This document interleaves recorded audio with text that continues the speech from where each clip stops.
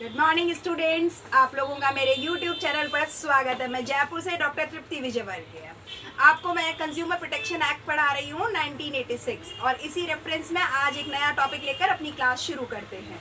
आज का टॉपिक लिया है कंज्यूमर डिस्प्यूट रिड्रेसल एजेंसीज। जो हमारा 1986 का एक्ट है वो ये कहता है कि इसके दो सेक्शन है। जैसे एक तो अंडर सेक्शन 4 जो है वो तो ये बताता है कि किस तरीके से काउंसिल्स का फॉर्मेशन किया गया है, राइट। तीनों लेवल पे इसका काउंसिल का फॉर्मेशन किया गया है, चाहे वो सेंट्रल लेवल हो, चाहे वो नेशनल लेवल हो या डिस्ट्रिक्ट लेवल हो। इसके साथ साथ जो सेक्शन 9 से 28 तक के सेक्शन है, यानी 9 से 28 तक के जो सेक्शन है वो सारे कमीशंस की बात करते हैं, काउंसिल्स की बात करते हैं कि किस तरीके से ये निपटारा करते हैं उन केसेस का और रिड्रेसल करते हैं उनके ग्रेवियंस की, जो कंज्यूमर्स को ट्रेडर्स से जो उनकी अनफेयर ट्रेडिंग प्रैक्टिसेस की वजह से होता है उसके लिए, राइट। अब बात करते हैं आगे की किस तरीके से ये काम करते हैं। तो सबसे पहले कवर करते हैं जो सेक्शन 4 है। जो सेक्शन 4 है वो क्या कहता है, वो कहता है प्रोटेक्शन काउंसिल्स बनाई गई हैं और वो प्रोटेक्शन काउंसिल्स जो है वो किस तरीके से काम करती है। देखो, जो सेंट्रल गवर्नमेंट होती है वो सेंट्रल गवर्नमेंट सेंट्रल लेवल पे काउंसिल बनाती है जिसको बोलते हैं central consumer protection council. Central consumer protection council, इसको CCPC भी कहते हैं, ठीक बात है। अब इसका क्या किस तरीके से काम होता है वो भी बताऊंगी। उसके बाद में जो स्टेट गवर्नमेंट है उसने SCPC की बात करी है। डिस्ट्रिक्ट लेवल पे भी काउंसिल बनाई जाती है। आपको ये समझ में आना चाहिए कि काउंसिल और एजेंसीज में क्या अंतर होता है और क्यों दोनों तरह की चीज फॉर्मेशन की जरूरत आती है। एक चीज ध्यान रखो, देखो काउंसिल्स का क्या टारगेट होता है। इसका टारगेट होता है टू प्रोटेक्ट कंज्यूमरिज्म, यानी उपभोक्तावाद को बनाए रखना इसका टारगेट है, ठीक बात है। और ये कहता है इसके पास में स्टैच्यूटरी जो पावर्स होती हैं, यानी वैधानिक शक्तियां जो होती हैं वो बहुत कम होती हैं, ठीक बात है। लेकिन अगर हम बात करें एजेंसीज की तो ये भी तीनों ही लेवल पे होती है, चाहे डिस्ट्रिक्ट लेवल हो, चाहे स्टेट लेवल हो या नेशनल लेवल हो। लेकिन इनका जो टारगेट होता है ये deal with establishment, jurisdiction and functioning. जितना भी कोई कंप्लेन आता है उसके रिड्रेसल के लिए उसके फंक्शनिंग का काम, उसके निर्णय देने का यानी उसके क्षेत्राधिकार का काम और उसके स्थापना का काम, ये सारा काम इसके तहत होता है जो एजेंसीज में होता है, राइट। तो काउंसिल और एजेंसीज, बहुत सारे स्टूडेंट्स कंफ्यूज होते हैं कि काउंसिल और एजेंसी में क्या अंतर है, याद ही नहीं रहता कि एजेंसी का लिखना है या काउंसिल्स का लिखना है। तो ये चीज आप हमेशा याद रख लो कि काउंसिल्स जो है वो नाम मात्र के होते हैं लेकिन ये कंज्यूमरिज्म को प्रोटेक्ट करते हैं, इसलिए इन्हें फ्रेम किया जाता है। जबकि जो एक्चुअल वर्क है वो यहाँ होता है, ये जुरिस्डिक्शन का भी काम करेंगे प्लस फंक्शनिंग का भी काम करेंगे, ठीक बात है।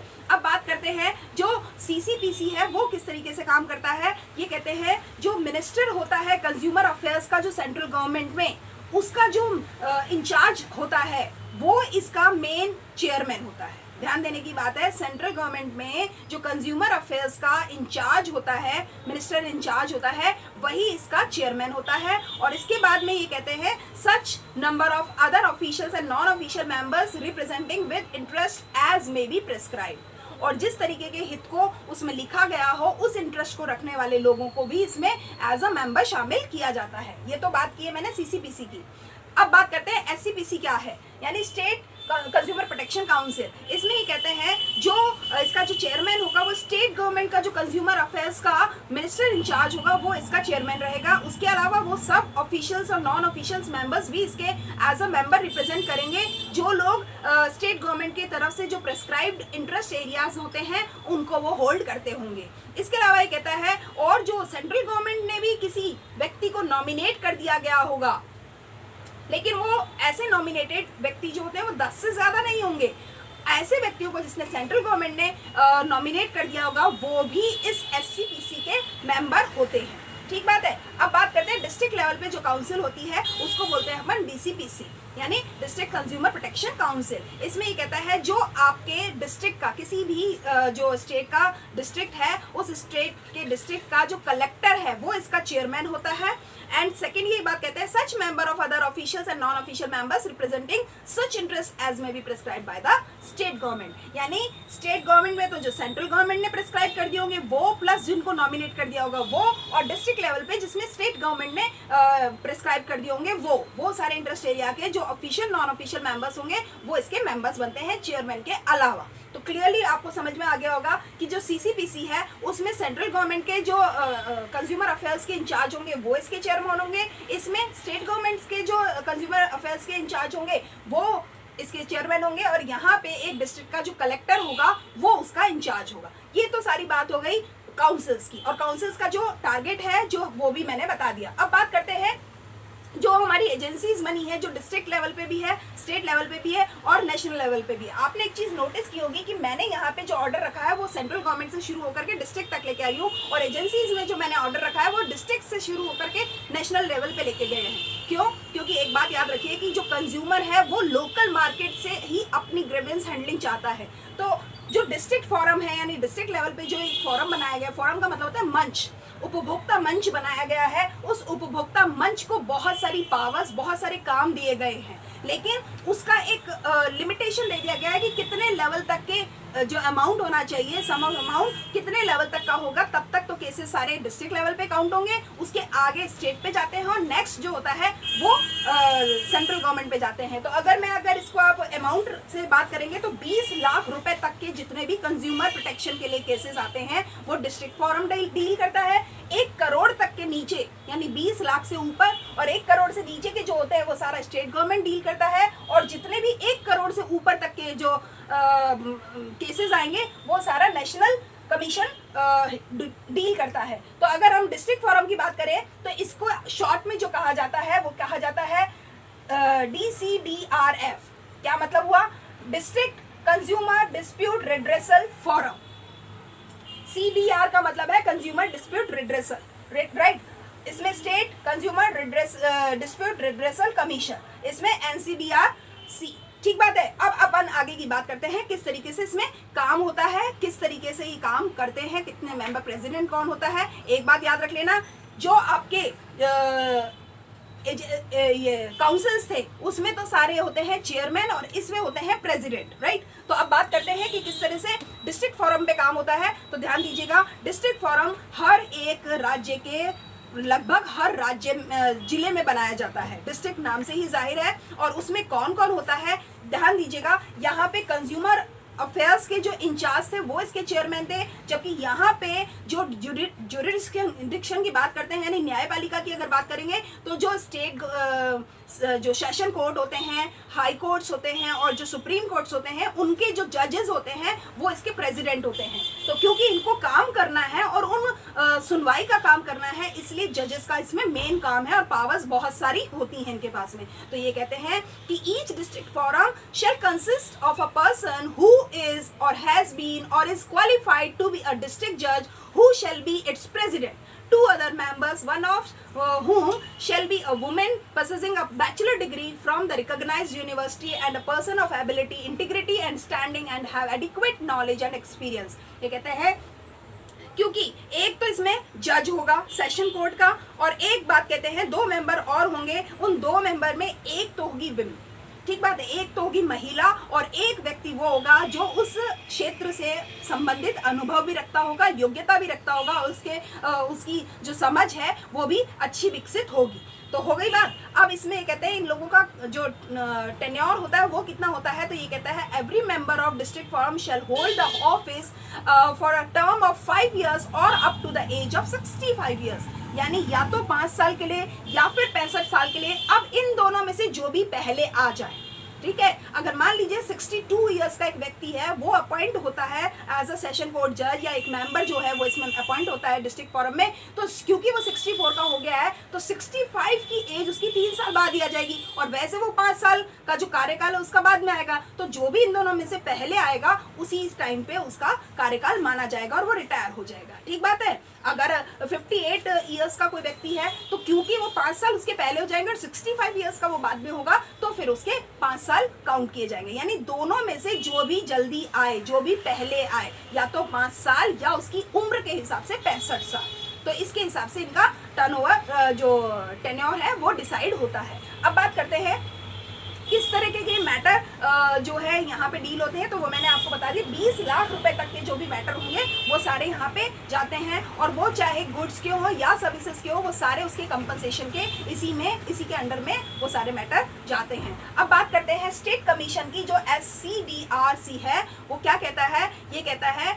जो हाई कोर्ट के जज होंगे वो इसके प्रेसिडेंट होंगे, और इसके अलावा इसमें 2 मेंबर होते हैं। 2 मेंबर में वही वाली बात, जो एक तो होगी विमेन और एक उसकी योग्यता रखते हुए, अनुभव रखते हुए वो मेंबर होंगे। साथ में 20 लाख रुपए से तो ऊपर, लेकिन 1 करोड़ से रुपए के नीचे जितनी भी अमाउंट के जो कंज्यूमर प्रोटेक्शन के लिए या ग्रीवेंस हैंडलिंग के जो केसेस आएंगे वो इसके अंडर में आएंगे। किसके अंडर में? SCDRC के अंडर में, राइट, बिलो 1 करोड़। अब अगर बात करें कि नेशनल लेवल पे जो कमीशन है वो क्या कहता है, तो NCDRC कहते हैं, वो ये कहते हैं इसमें जो हमारा देश का सुप्रीम कोर्ट है उसके जो जज है वो इसके मेन प्रेसिडेंट होंगे, सुप्रीम कोर्ट जज होंगे। उसके अलावा एक मेंबर और एक तो जज हो गए और एक 4 मेंबर और होंगे इनमें, है ना। तो जो हर मेंबर होगा उसकी जो अगर टेन्योर की बात करेंगे तो या तो उसका 5 साल या फिर एज के हिसाब से 70 ईयर्स, राइट। तो एज के हिसाब से 70 ईयर्स काउंट होता है।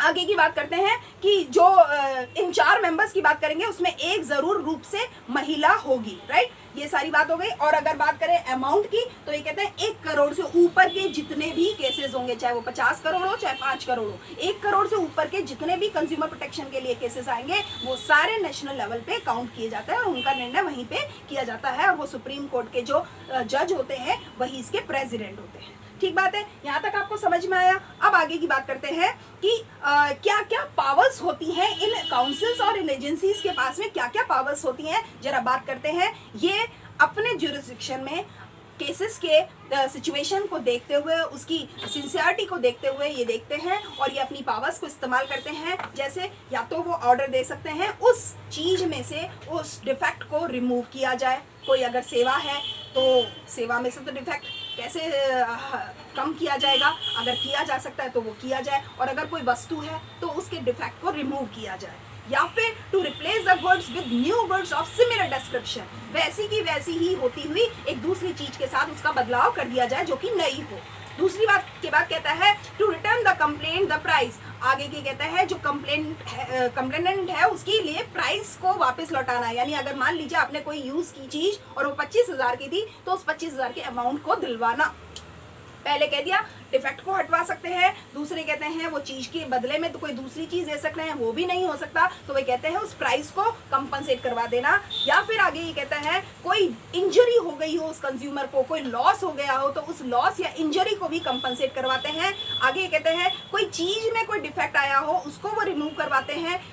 नेक्स्ट कहते हैं to discontinue the unfair trade practices, जो इस तरह की अनुचित व्यापारिक गतिविधियां चल रही थी उनको डिसकंटिन्यू करवाते हैं, यानी वो आगे किसी और को ना धोखा दें, किसी और को कोई नुकसान ना हो जाए, इस चीज को भी वो इंश्योर करवाते हैं। फिर ये कहते हैं not to offer hazardous goods for sale, उसके अलावा उन प्रैक्टिसेस को तो बंद करवाएंगे, उन वस्तुओं को भी मार्केट से हटवाएंगे जो किसी के लिए जानलेवा साबित हो सकती हैं। और ये कहते हैं लास्ट, ये कहते हैं कि to provide adequate cost to the parties, जो ये जुरिस्डिक्शन के लिए या जो ये कहना चाहिए जितनी भी न्यायिक कार्यवाही करने में जो पैसा खर्च होता है उस सब की भी कॉस्ट उन्हें पे करवाई जाती है, उनको दिलवाई जाती है। इस तरीके से ये अपनी पावर्स को यूज करते हैं। अब आपको एक लास्ट बात बताती हूँ कि जो हमारे कंज्यूमर ऑर्गेनाइजेशन, आपने ये एजेंसीज और काउंसिल्स के तो पढ़ लिए, उसके अलावा और क्या है हमारे पास में, तो वो आपको मैं बताती हूँ कि किस तरीके से और कौन कौन काम कर रहा है। तो जरा ध्यान दीजिएगा, कई ऐसी हमारे देश में काउंसिल्स हैं जो इनके अलावा भी काम कर रही हैं। उसमें स्पेशली मैं आपको एक नाम देना चाहती हूँ, मुंबई ग्राहक पंचायत का। बहुत ही शानदार काम कर रही है और बहुत गजब का काम करती है। मतलब मैं आपको ये कह सकती हूँ कि डिस्ट्रिक्ट फोरम तक तो शायद केसेस जाने की जरूरत ही नहीं पड़ती होगी। मुंबई ग्राहक पंचायत बहुत पहले से 1966 से काम कर रही है, ये तो 86 में बना है, 20 साल पहले से ये काम कर रही है और इन्होंने बहुत बढ़िया काम किया है। उसके अलावा मैं आपको बताती हूँ गुजरात में है consumer education and research centre, ये भी बहुत शानदार काम कर रहे हैं, ये रिसर्च भी कर रहे हैं और ये साथ में एडुकेट भी कर रहे हैं कंज्यूमर्स को ताकि कि अवेयरनेस बढ़ाई जा सके। इसके अलावा ये कहते हैं ब्यूरो ऑफ इंडियन स्टैंडर्ड्स, जो इंडिया के क्वालिटी स्टैंडर्ड्स को इंश्योर करती हुई चीज़ें हैं, उसका एक ब्यूरो है, वो भी इस दिशा में बहुत अच्छा काम कर रहा है। आगे कहते हैं फेडरेशन ऑफ कंज्यूमर ऑर्गेनाइजेशन इन तमिलनाडु, तमिलनाडु में भी इस फेडरेशन को बनाया गया है। गुजरात का मैंने महाराष्ट्र का मैंने आपको बता दिया, मुंबई ग्राहक पंचायत, इसको MGP कहा जाता है। आप कभी भी इसको सर्च करके देख सकते हैं MGP के नाम से, मुंबई ग्राहक पंचायत।